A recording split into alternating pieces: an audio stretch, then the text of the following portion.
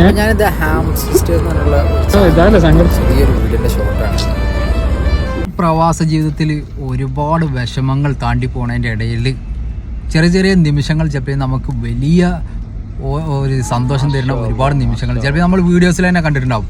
എന്താ വെച്ച് കഴിഞ്ഞാൽ നമ്മളെ പല വീഡിയോകളുണ്ടാവും ഭാര്യമാർ ഭർത്താക്കന്മാർക്ക് സർപ്രൈസ് ആയിട്ട് ഒരുപാട് ഗിഫ്റ്റ് കൊടുക്കും. ഞാൻ ഇന്നൊരു വീഡിയോ കണ്ടു. ആ ഒരു ഏട്ടൻ്റെ സന്തോഷം അതിൽ കണ്ടപ്പോൾ വല്ലാത്ത ഒരു മനസ്സിക്കൊരു ഫീലിംഗ് വന്നു.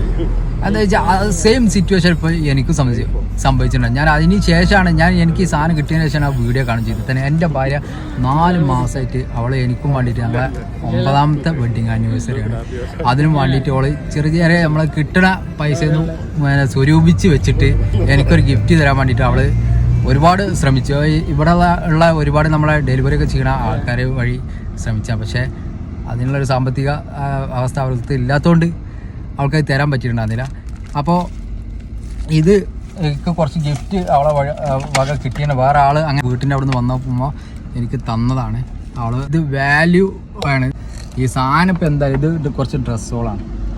അതുപോലെ തന്നെ ഇതിൽ ഈ ഒരു ഐറ്റം ഇതൊക്കെ ഒരിക്കലും മറക്കാൻ പറ്റാത്ത ജീവിതത്തിൽ അവൾ ആദ്യമായിട്ട് ഉണ്ടാക്കിയ ഒരു ഐറ്റമാണ്. ഇതൊരു ബൊക്ക പോലെ ഉണ്ടാകുന്ന ഫ്ലവർ സംഭവം അടിപൊളിയായിട്ടുണ്ട്. കുറച്ച് ചോക്ലേറ്റ് ആണെന്നുണ്ടെങ്കിൽ ഞാൻ പറയില്ല, ഇതിൻ്റെ വാല്യൂവിനാണ് പ്രാധാന്യം.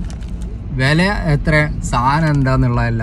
എന്തായാലും നന്നായിട്ട് മാഷാ അല്ലാഹ് അടിപൊളിയായിട്ടുണ്ട്. നല്ല കവറിങ്ങിൽ അടിപൊളിയായിട്ടുള്ള ഒരു ബൊക്ക പോലെ ഉണ്ടാക്കി വെച്ചിട്ടുണ്ട്. അതാണുള്ളത്. പിന്നെ ഇതാ എനിക്ക് എൻ്റെ ജീവിതത്തിൽ ചിലപ്പോൾ 9 വർഷത്തിൻ്റെ ഇടയിൽ ഒരുപാട് ഗിഫ്റ്റ് അവൾ തന്നിട്ടുണ്ട്. പക്ഷേ സന്ദർഭത്തിനനുസരിച്ച് എനിക്ക് അങ്ങോട്ട് തിരിച്ചു കൊടുക്കാൻ പറ്റില്ല.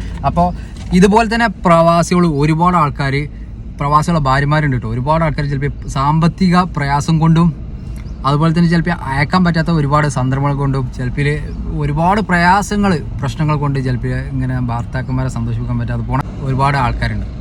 അപ്പോൾ അവർക്കും വേണ്ടിയിട്ട് എൻ്റെ ഈ ഒരു ഗിഫ്റ്റ് ഞാൻ അവർക്ക് എല്ലാവർക്കും വേണ്ടിയിട്ട് സമർപ്പിക്കണം, എല്ലാ പ്രവാസികൾക്കും വേണ്ടിയിട്ട്.